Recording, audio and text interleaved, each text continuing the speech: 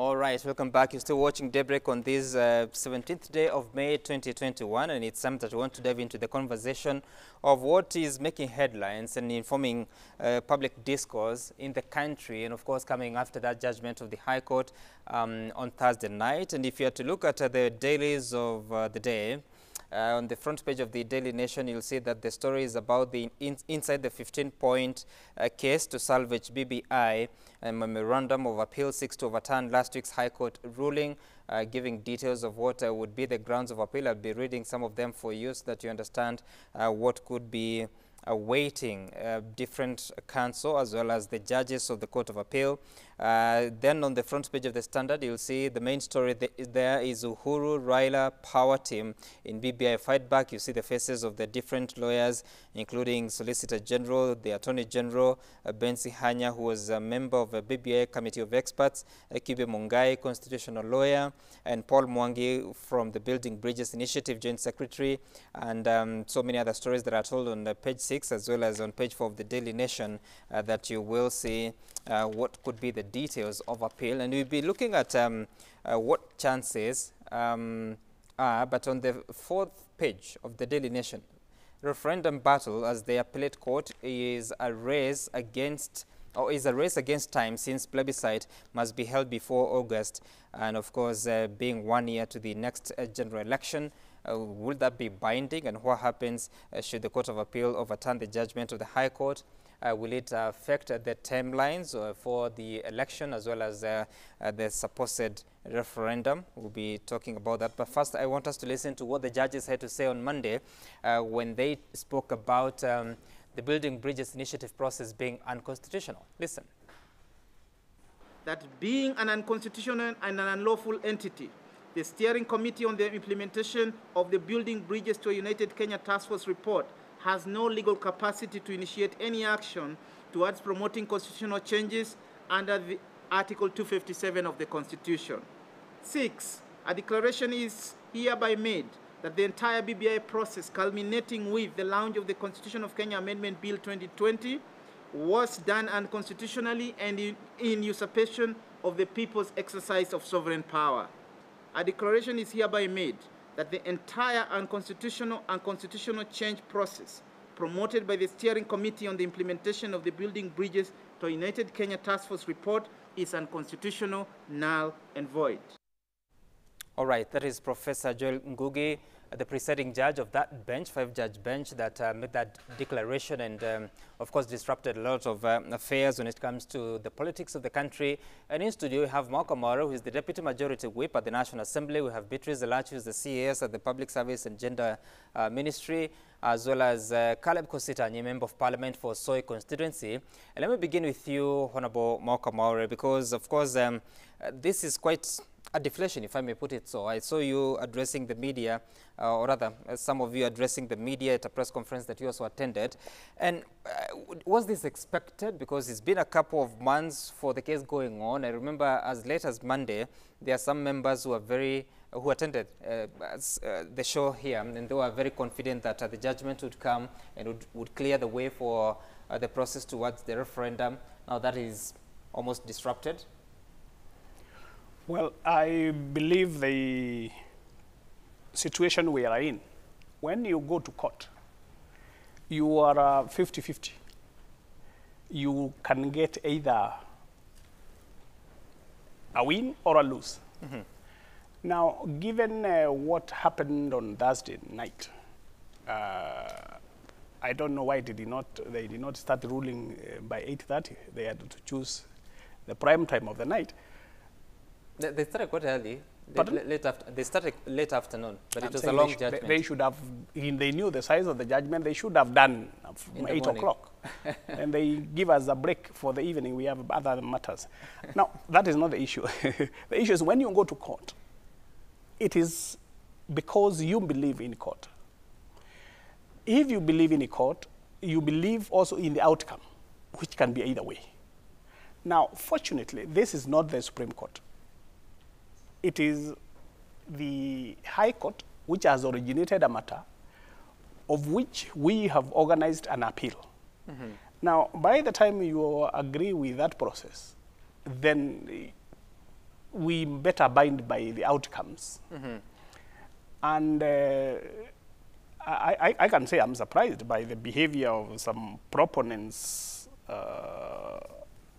of the ruling to feel that we shouldn't go and do an proponents of the ruling? Who are they? I thought the ruling is from the judges. No, but I'm sure you have had a lot of commotion, people supporting, saying how it is a good ruling, when others we believe it's a silly ruling. The problem we are facing in this country is that we want the citizens to be fair. We are in a rule of law. Now, when I go to court, it doesn't demean me. It makes me stronger. When those activists went to court, they were not small people. They were big citizens, and they got a ruling. So when we appeal, they should be able also to be polite. And they feel that, that when we appeal, it can go either way. Right. It can go their way or our way. Yeah. Okay, all right. And Honorable Caleb Kositany, how did you receive it? Before you get into the details of the ruling, how did you receive it when you heard that all these matters were unconstitutional, should have never happened? Well, Sam, I think for me, I was not actually surprised by the ruling because I've always believed that BBI was a fraud. BBI was never about the people of Kenya. It was never an idea that originated from the common citizen, as the judges ruled.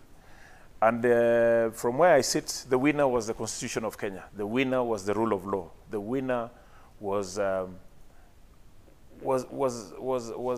issues that we had been raising, the issues that BBI was never subjected to public participation, which is a key function in our constitution. So I think the judges, what surprised me though was that the unanimous decision. I expected that there would be a vote, or maybe a 3-2 vote, but the fact that it was a unanimous decision, that shocked me too. Why are you shocked? Well, I didn't expect it. I thought maybe there would be 1 or 2 judges who would think either way. But the fact that it was a unanimous decision, that actually strengthens the ruling. Okay. I would never call it a silly ruling. I think I've seen a comment from some scholar in India, and has commented about this ruling, and he says it is a very detailed ruling. I think the judges really burnt the midnight oil. About the time that they gave the ruling, I don't think there's a time limit as to what time you can start reading a ruling. Actually, they started at 4 o'clock. I was on a flight to Eldoret. By the time I got to Eldoret, they were still continuing until almost 10 p.m.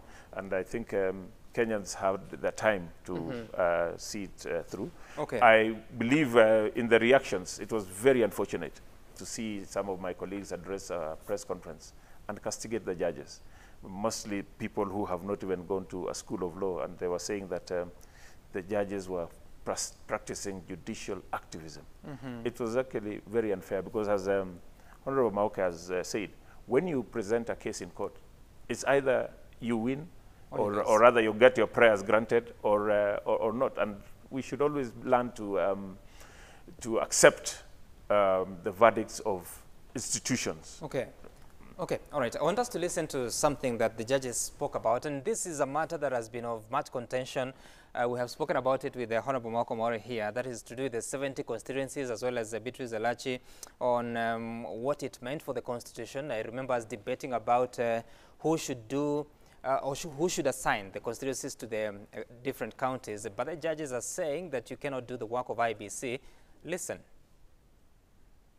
A declaration be and is hereby made that the second schedule to the Constitution of Kenya Amendment Bill 2020, insofar as it purports to direct the IEBC on its functions of constituency delimitation, is unconstitutional.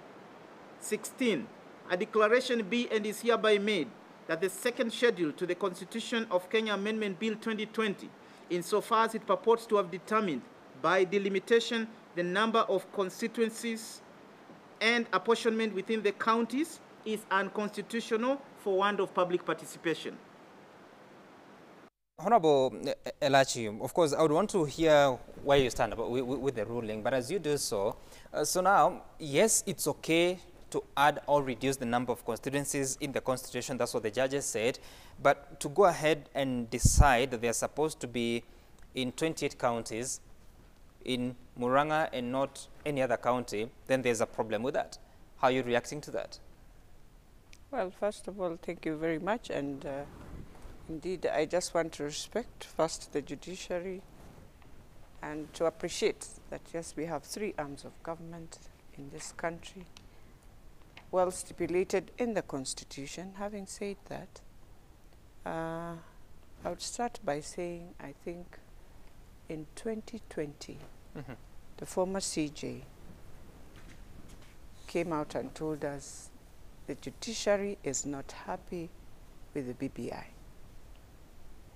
And therefore, starting from there, anyone would have known that all the litigations that will end up in court will always have a scenario where you'll find many of them will not be very happy about the BBI. And secondly, just before that, for me, I want to respect the presiding judge, but also with the conflict of that I was not promoted to the Court of Appeal among the 42 judges. Again, a good judge would have said, let me step aside because, you know, I have already interest in this in terms of the presidency denying me an opportunity to join the Court of Appeal. And so any layman, before even I now look at the judgment, you know, you'll start throwing, you'll start wondering, okay, were you in anger because you were not promoted and therefore you have this anger? Because I don't refuse the judgment. You can say BBI is unconstitutional, but in terms of the tone that you come in front of Kenyans and you give that tone, now you make Kenyans scared because we are wondering, what is this that is so bitter personally? Because any judgment, in fact, judges don't read judgments. Even when we were getting the nullification from the former CJ, you would see he was so sober and he just gave his ruling. You actually think the expression you give, you know, I'm not thinking, I'm just saying as a Kenyan, you see, when we start those conflicts of our internal, personal, and we bring it into our work, that is how, because when I look at you on screen, I am like, fine, there's a wrong thing that has been done by the country, but also you have a vendetta that we don't understand. Because in the... Honorable Lache, I'm looking at the list of the judges that had been recommended for appointment to the Court of Appeal. Yes. And they were, if I may read the names, Tuyot Francis, Omondi Helen, Justice Nyamoya, Pauline, Coril Weldon, Musaga Bugoli, Justice Muchelule, Dr. Kibaya Laibuta, Jesse Lesit Ngugi, Grace Mumbi, George Odunga, and Joel Ngugi. I saw George Odunga, Joel Ngugi on that bench of 5 judges. Are you saying that there is a possibility that they may have been motivated by the failure of the president to appoint them to the Court of Appeal? I am not saying motivated. I am saying even me, even you. Let us not, you know, I don't like pretending. I'm a Kenyan, Sam. And I know how we normally feel when somebody has denied me my right. That one I know. Let's not go, I am thinking, no, I'm a Kenyan. I also have the same feeling that when I was denied, even when I'm told, do this in the assembly, I could feel and I could act the way everyone can act. Yes. But then having said that, let's not go there. I have just said, you brought as it there. As a Kenyan, yes, I brought it there. Oh, yeah, oh, yeah, oh, yeah. Because, you know, one of the things I'm even wondering why I'm talking to the Waheshimiwas, who the judges have said, you know, you're not supposed to be even Waheshimiwas. You know, we're not supposed to be having IEBC. We know we don't even understand those who have gone through the process of IEBC, whether they are supposed to be in parliament or out of parliament, because they were, if IEBC is unconstitutional and does not have quorum, and nobody has ever gone to court to even quash Mativo's judgment on the same issues, you know, you find yourself even wondering, so there was a president sent by Mativo, he said BBI, the task force was okay, nobody quashed it in court. Then he said, the Constitution says in any commission 3 can have a quorum. Then now the judges come and give us this. I'm wondering whether the elections of tomorrow are supposed to continue. The by-elections. Or stop. So, okay, just a moment before. So for me, Sam, in a layman's way, that is how a Kenyan is thinking. Okay, so is Mheshimiwa of Kibra valid? Valid? Is Mheshimiwa of Matungu? I don't know Machakos. I don't know Msambweni. I don't. Where are you taking the country? Okay, okay. And you'll be talking about that when you speak about impact. But I want us first to listen to... No, I think we better respond to that thing of constituencies. I'll come to that. The judges also spoke about the verification of signatures. Let's listen to it before the members of parliament can get into. I mean, we have a lot of time until 8 o'clock. Members of parliament, they are not members of parliament. These ones were told to be dissolved long ago. 12. A declaration is hereby made that the absence of a legislation or legal framework to govern the collection, presentation, and verification of signatures and the conduct of referenda in the circumstances of this case renders the attempt to amend the Constitution of Kenya through the Constitution of Kenya Amendment Bill 2020 flawed. Right, and he says that he's flawed because IBC apparently did not have a quorum, which they say should be 5 based on the Act of Parliament, the IEBC Act, despite the fact that, like Honorable Lachi is saying, that the Constitution allows independent commissions to have a minimum of 3 commissioners and a maximum of 9. And of course, the question being raised about the validity of all the by-elections. Honorable Maukamore, I would want you to respond to that, alongside that issue that you wanted to touch on to do with the creation of 70 constituencies, a mandate that the court found should be left to the IEBC and public participation. No, I think very quickly there was a ruling by Justice Mativo about IEBC. And I remember actually it was Tom Ojienda who was the lawyer in that case. And he said that they can go on, and it was okay. Now, when you find this bench seated and they make a ruling about something which has been adjudicated by the same court, not an appeal court, the same court, same level, without a review, because if you won't go to the same court, you go for a review. But if you want to challenge that ruling, you go to a higher court. Nobody had gone to the Court of Appeal to appeal that ruling about Mativo, what he ruled about IBC. So IBC has actually been illegal entity until that evening. Now, when he says it is illegal or it doesn't have quorum, that was a declaration as of that day coming forward. Now, that's what is being challenged. And picking from what Honorable Lachia said, most of the ruling, you go by the content. Actually, you are never supposed to tell the demeanor of a judge. He's not supposed to have emotions, whether for or against. He's not supposed to have a feeling over what he's ruling on. But in this thing, the entertainment Kenyans saw on Thursday night, you could see the temperament and a lot of anger. And when you are appealing, it will be difficult. It could be part of what people may want to know, what was itching the judges when they were giving that kind of ruling. What emotion did you see and from which judge? No, you could see like the temperament, or like in going, for example, Mr. Kenyatta, almost 13 times. But isn't that the tone? No, what I'm explaining. If it is president who has done something, you describe him as the president and give him his honor and the title until the last minute or until the last breath. One, if you find the issue of President Kenyatta cannot initiate because he is not a citizen, but the other corner, the same ruling, Citizen Kenyatta or Mr. Kenyatta again can be sued, but he cannot initiate. You know, those are the contradictions I'm saying. They cause a lot of confusion. So those who are praising it have no idea, or no, they have not even concretized what they are doing it. They are doing it for pure politics. The politics is coming here. Is your problem what they said or how they sounded? What was off for you? Because what happens is if you ask Professor Ngugi, I can describe him not in any negative. We are not supposed to disparage judges. Professor Ngugi has been in America. In America, there is a language used, the phrase, judicial activists. You know the way you can give a ruling, and there is an issue of conservatives and the liberals. So they call it judicial activists.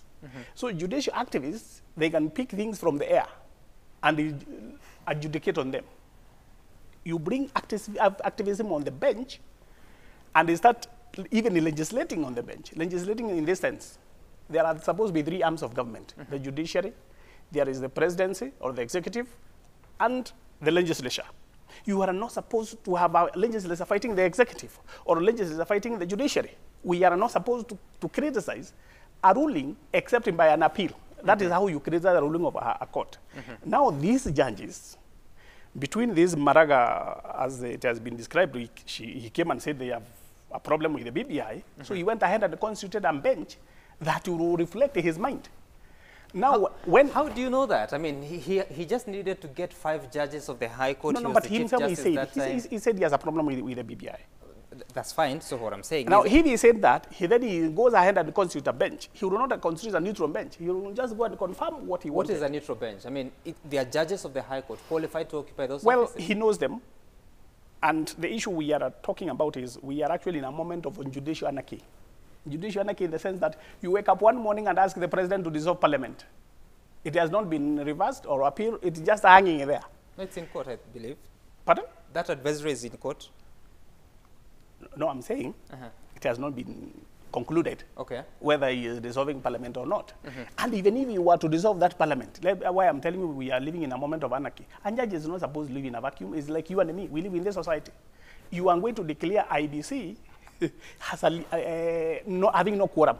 Then in the evening, you are also declaring that parliament should be dissolved. Okay, if you dissolve parliament, who will conduct the general election? Already we have a quorum problem. You don't have an entity called IBC. Okay. Who would declare it? Now let me finish about the constituencies now. Quickly. When you heard the judge what he said about the public, for the want of public participation, you don't have the new constituencies.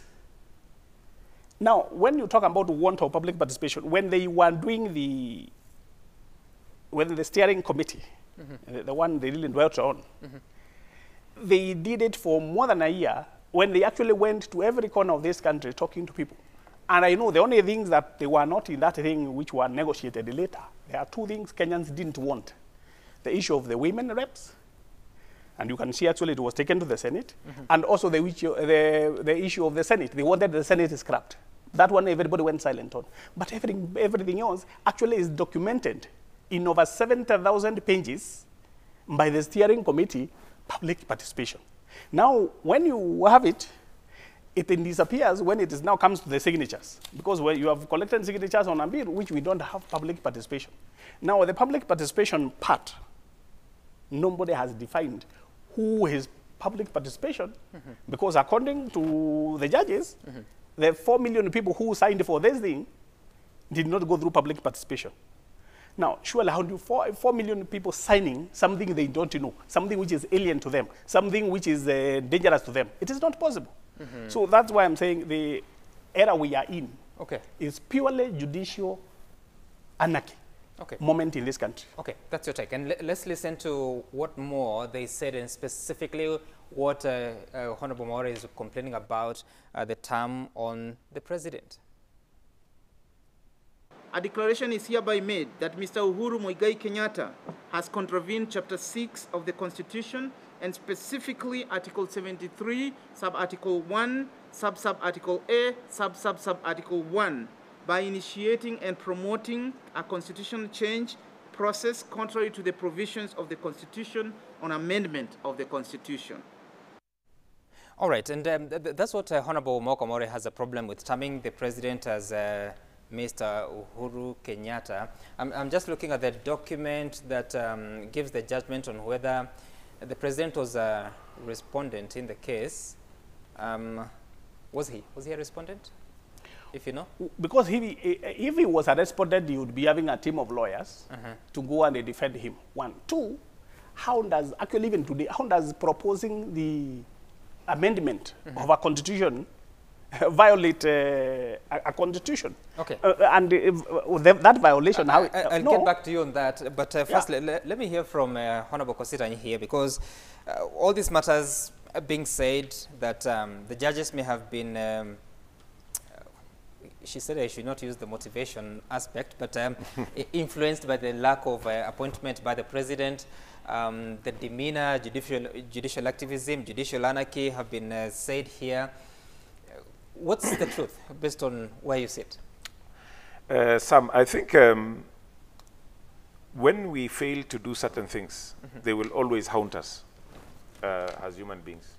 So I think the failure by the president to swear in the 41 judges has come to haunt him.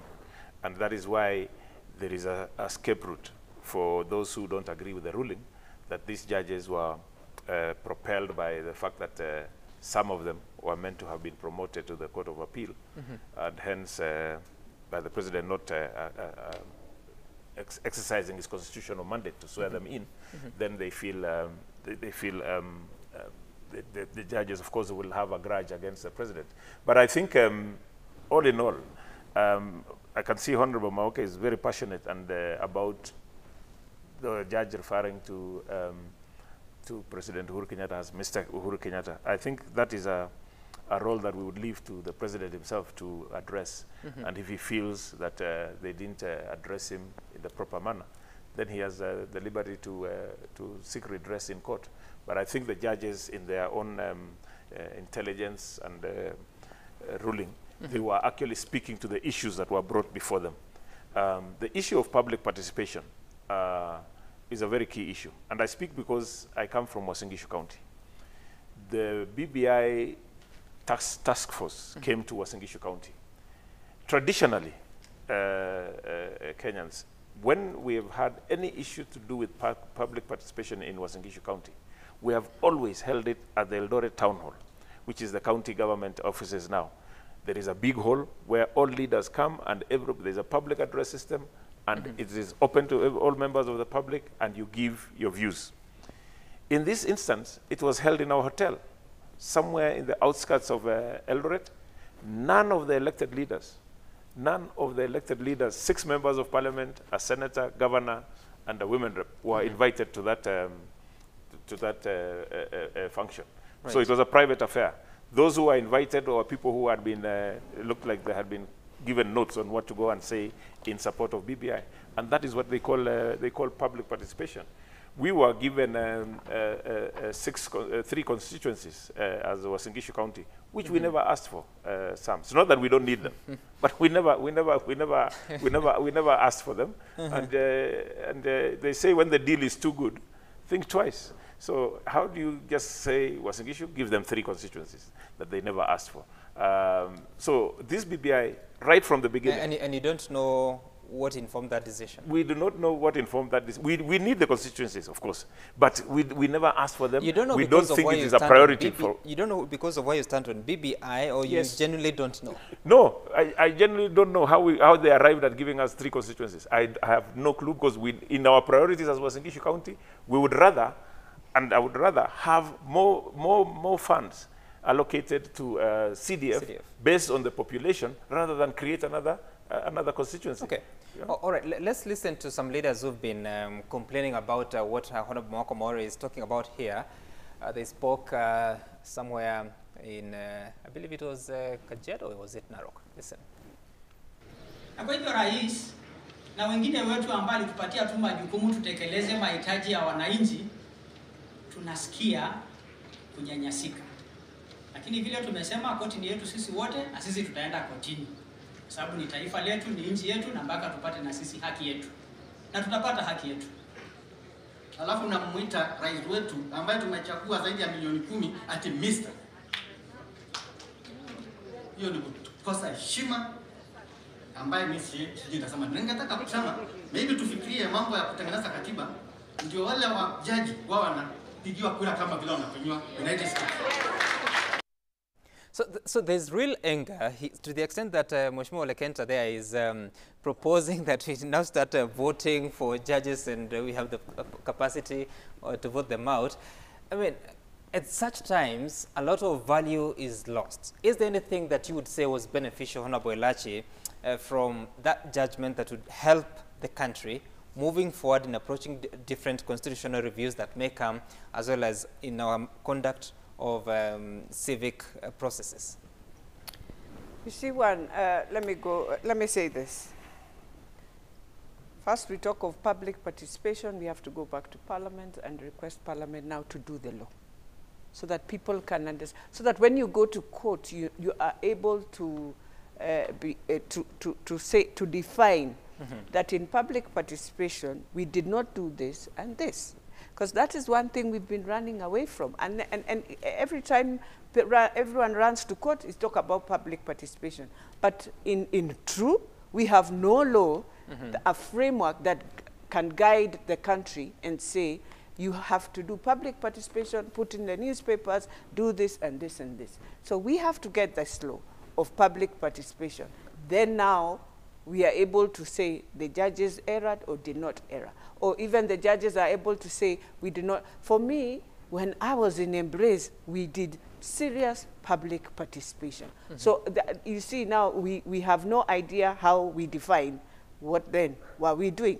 If it was not public participation, what then were we doing? What were we popularizing? That is what. But Honorable Elachi, just before we go away from that point, during Embrace organization, and at the same time there was another one in Nuamama on the other side, the conversation was around what you need to see in reforms that would culminate to the BBI report. Yes. But there has not been such clear public participation on the bill per se.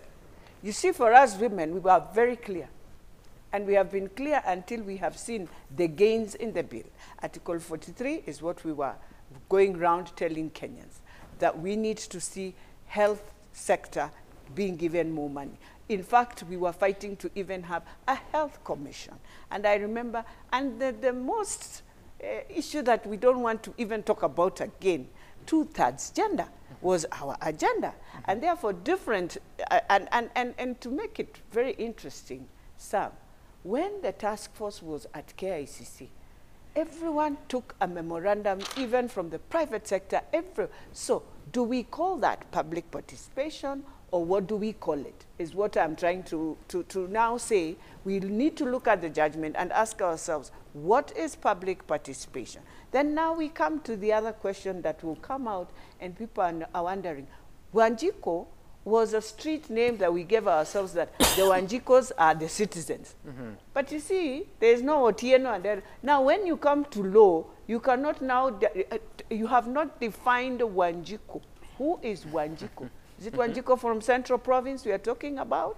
Because that is you see, when you're giving a judgment and you use that word, now people start wondering, because you have to use the law as it is. And that's why we say the law, well, is an us, yes, fine, but then you cannot bring in your definitions that are not within that law. Because for me, Wanjiko is a name from Central Province. I from Western Province. It does not represent I'm not represented with that. You see? Okay. If we go that route, I'm not saying it's wrong to say it is a street, we need to define it then, so that when it goes to court, you are able now to say who is Wanjiko, or you just call them the citizens. Again. Then now we come to the verification of signatures that they were questioning. When Punguza Mzigo was going round, it finished. They verified the signatures, took the bill to the assemblies. It failed in the assemblies. Are we saying at that time, IEBC was okay? Yes. Are we saying that? Because they finished, verified the signatures of Punguza Mzigo, and took it, and it was okay. The bill came to the assemblies. I was a speaker at that time. Nobody questioned. But the verification was never taken to court. It was never challenged. Well, that's what I'm saying. It was never challenged. Therefore, a Kenyan will wonder, is it now? Is it now that we see that they don't have a quorum? Is it now? Okay. So those are some of the fundamental questions. I mean, where the judgment leaves the country is one, we are not supposed to have parliament. Two, the president has to go to court to ensure the 13 times he was named as Uhuru Kenyatta, he has to have lawyers to ensure that they go to court and expunge his name from the process. Three, the former prime minister is a citizen. He's the one who started the process. By the time they were shaking hands with the president, he came in as a citizen. looking at the issues that have affected the country. And therefore wanted to see how it does not matter whether he was a party leader, but as a citizen, because he's not in government. Okay. Yeah, he's All not right. in government. I want us to take a break. We'll have much more to say, but as we do so, let's listen to Professor Ben Sihanya, who was an expert advising the BBI team. Listen. It says that a commission may have at least 3 commissioners. But then the Act talks about a quorum of 5. And then the regulations are set to say that which one should supersede. That is considered law 101 under Article 2, that the Constitution is supreme. So if the Constitution says that 3 are sufficient, 3 are sufficient. So many by-elections have been conducted by the 3 commissioners at IBC. Are we saying that those are null and void ab initio from the beginning?